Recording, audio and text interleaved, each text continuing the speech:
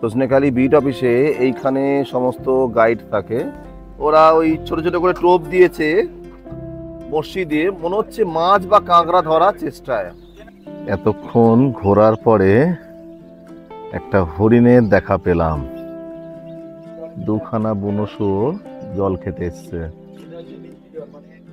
সুন্দরবনে এসে এই অভিজ্ঞতাটাই বাকি ছিল আর কি, লঞ্চ চালানো।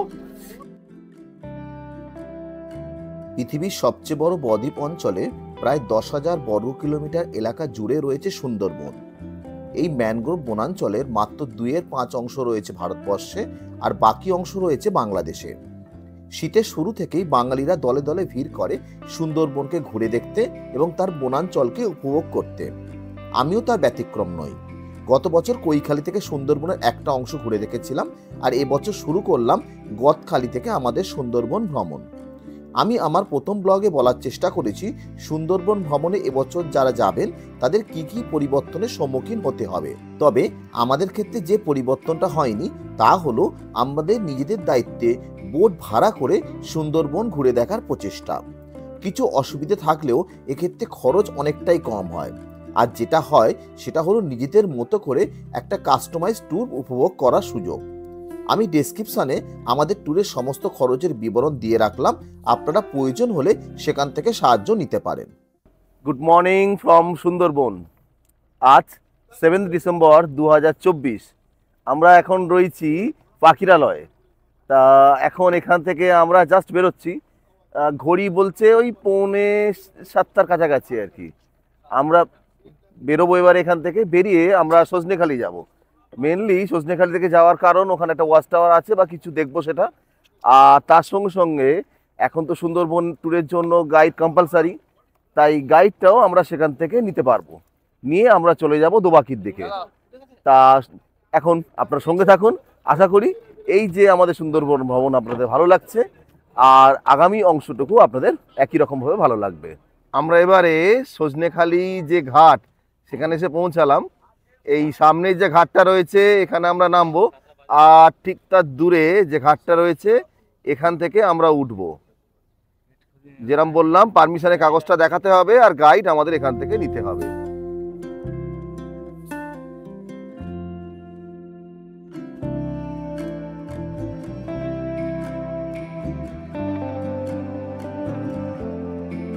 সজনেখালি বিট অফিসে এইখানে সমস্ত গাইড থাকে। গাইডের সঙ্গে কথা বলে পেমেন্ট করতে হবে। 800 টাকার মতো মনে হয় পেমেন্ট, তবে স্পট কম বেশি হলে মনে হয় পেমেন্ট কম বেশি হয়। তারপরে এইখানে একটা কাউন্টার আছেন, ওখান থেকে আপনাকে কাগজটাকে এন্ট্রি করিয়ে নিতে হবে, এটাই মূল কাজ। আর এখানে মনে হয় কী বলছে কচ্ছপ টচ্ছপ আছে, তা সেটা চলুন দেখে নিই। এই জলের মধ্যে এই কচ্ছপ দেখা যাচ্ছে, এই জলে একটা তরঙ্গ তৈরি হচ্ছে, এটাই হচ্ছে কচ্ছপের। একটু দূরে রয়েছে, ঘুরছে আর কি, টুরিস্ট এসছে, ওর ইচ্ছা হয়েছে চারদিক ঘুরে দেখার।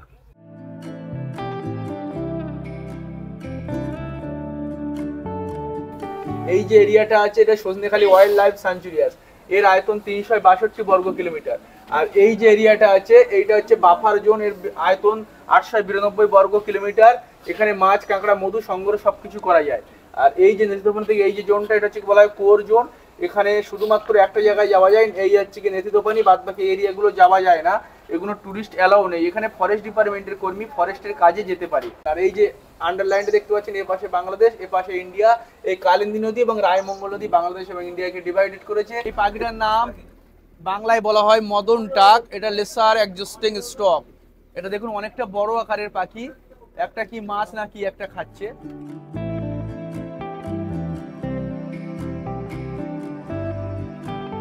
তো আমরা এখন বে অফ বেঙ্গলের দিকে যাব। আর এখানে যে ফরেস্টটা আপনারা দেখতে পাচ্ছেন এটা সজনেখালি ওয়াইল্ড লাইফ স্যাঞ্চুরিয়াস। এই ফরেস্টের সাইডে দেখুন ফেন্সিং করা আছে বা জাল দেওয়া আছে, যার ফলে এখানে যে ওয়াইল্ড লাইফ গুলো আছে যাতে আরামসে বা সাঁতার কেটে গ্রামের দিকে না যেতে পারে।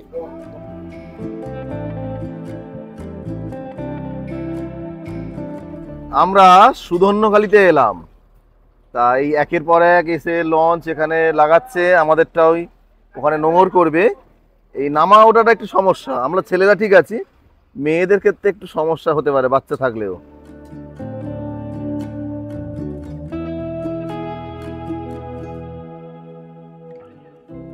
সুধন্যকালীতে বোট থেকে নেমে এইরকম দুপারে তারের বেড়া দেওয়া রয়েছে, তার মাঝখান দিয়ে আমরা হেঁটে হেঁটে যাচ্ছি। সামনে একটা ওয়াচ টাওয়ার রয়েছে, আর প্রথমে একটা ছিল হচ্ছে পুরানো একটা জাহাজ ভাঙা, সেটা দেখলাম। সেরকম কিছু নয় আর কি। যাই হোক, এক একটা স্পট যখন দেখে নেওয়া যাক।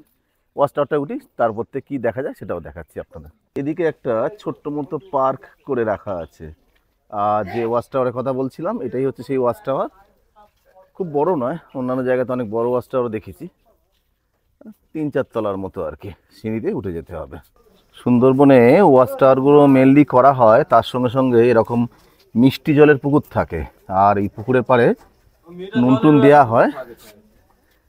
যারা ওয়াইল্ড অ্যানিমেলস তারা আসে ওই জল খেতে, আর নুন দেয়া হয়, সেটাও তাদের প্রয়োজনে তারা আসে। তবে এই মুহূর্তে আমরা দূর দূরান্তেও কোনো ওয়াইল্ড অ্যানিমেল বা কিছু দেখতে পাচ্ছি না। এই সামনে যে গাছটা দেখছেন, এইটা হচ্ছে গর্জন গাছ। আর গাছের দেখুন গোড়ার দিকে একদম পুরো যেন শিকড় ডাল থেকে বেরিয়ে এসে দাঁড় করিয়ে রেখেছে গাছটাকে, ঠেসমূল বলে। এই রকম বিভিন্ন রকমের গাছ দেখতে দেখতে আমাদের এগিয়ে যাওয়া। আর যদি ভাগ্যে থাকে তাহলে কোনো আমরা অ্যানিমেল সাইটও করতে পারি। নদীর পাড়ে এই যে ছোট গাছ দেখছেন, এর নাম হচ্ছে খলসি। এই গাছেরই মধু সুন্দরবনের সবচেয়ে বিখ্যাত। মানে সুন্দরবনের মধু বলে যেটা আমরা পাই, বা যদি অরিজিনাল মধু আপনারা পান, তা এই গাছ থেকেই পাওয়া যেতে পারে। মানে উৎকৃষ্টতার দিক থেকে এটাই হচ্ছে সেরা। আমরা মূল যে চ্যানেলটায় ছিলাম সেটা থেকে একটা ছোট্ট একটা খাঁড়ি পথ, বনবিবি ভারানি বলছে, সেখানে প্রবেশ করছি। তা আগে বেশ চওড়া ছিল, এই যে আমরা মূল যেখানটায় ছিলাম এখানে এটা অনেকটা সরু হয়ে যাচ্ছে। আশপাশটা অনেক কাছাকাছি, দুটো পার খুব কাছে চলে আসছে।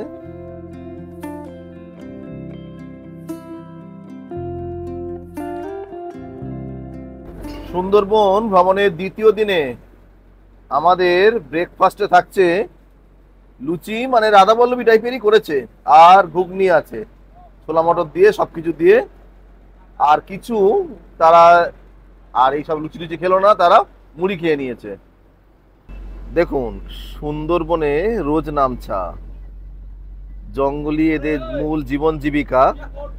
এখানে ওরা ওই ছোট ছোট করে টোপ দিয়েছে বড়শি দিয়ে, মনে হচ্ছে মাছ বা কাঁকড়া ধরার চেষ্টায়। আমরা দোবাকি এলাম, এখানে নামবো, নেমে নিয়ে একটা জঙ্গলের মধ্যে ক্যানোপি ওয়াক টক আছে, সেটা যাব। আর অ্যানিম্যাল সাইটিং তো খুব একটা চান্স যা দেখছি কমই আর কি।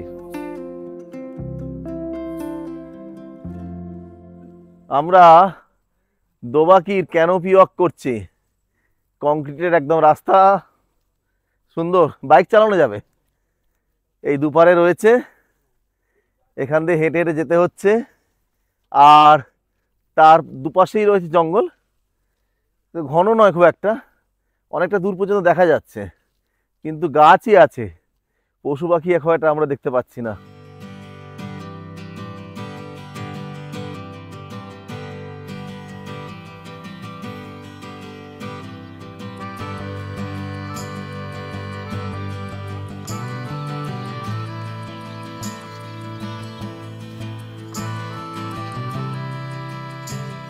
এতক্ষণ ঘোরার পরে একটা হরিণের দেখা পেলাম,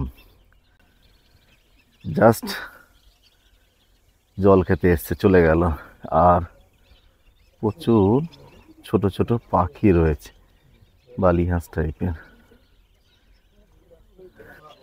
আমরা আরেকটা বুনো শুয়োর দেখতে পেলাম, এই দেখুন বুনো শুয়োর, দুখানা বুনো শুয়োর জল খেতে এসছে।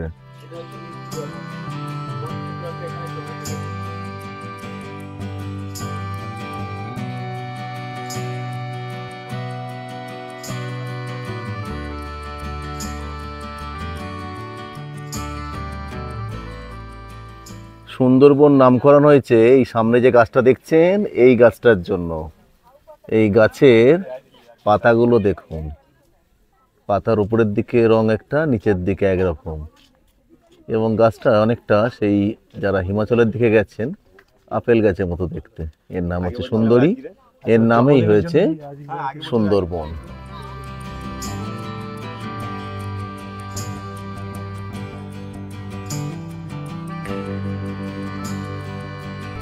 আমাদের দুদিনের সুন্দরবন ট্রিপের মেনু: ভাত, এখানে আজকে ডাল, বেগুনি আছে, আর দেশি মুরগির ঝোল করতে বলেছিলাম সেটাই করেছে। এখানে রয়েছে স্যালাড।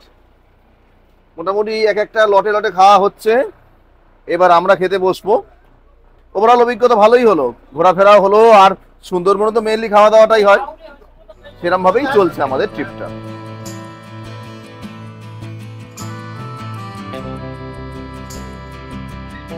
সুন্দরবনে এসে এই অভিজ্ঞতাটাই বাকি ছিল আর কি, লঞ্চ চালানো।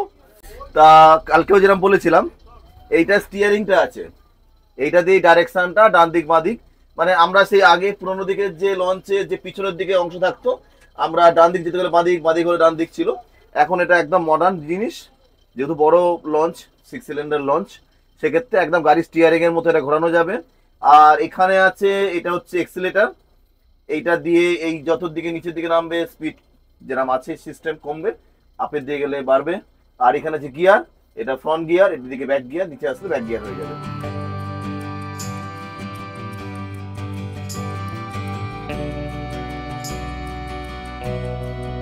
গোসাবা ফেরিঘাটে আমাদের গাইডকে নামিয়ে আমরা আবার ভেসেল স্টার্ট দিল। এবার আমরা যাব আমাদের গদখালি ফেরিঘাটে।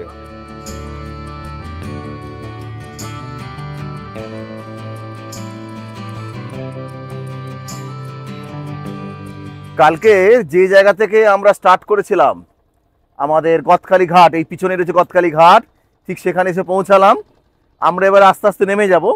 আমাদের দুদিনের সুন্দরবন ট্রিপ আপনারা দেখলেন, আশা করি ভালো লেগেছে। যদি ভালো লাগে অবশ্যই চ্যানেল সাবস্ক্রাইব করবেন, আর যদি কোনো প্রশ্ন থাকে কমেন্টের মাধ্যমে করতে পারেন, আমি তার উত্তর দেওয়ার চেষ্টা করব।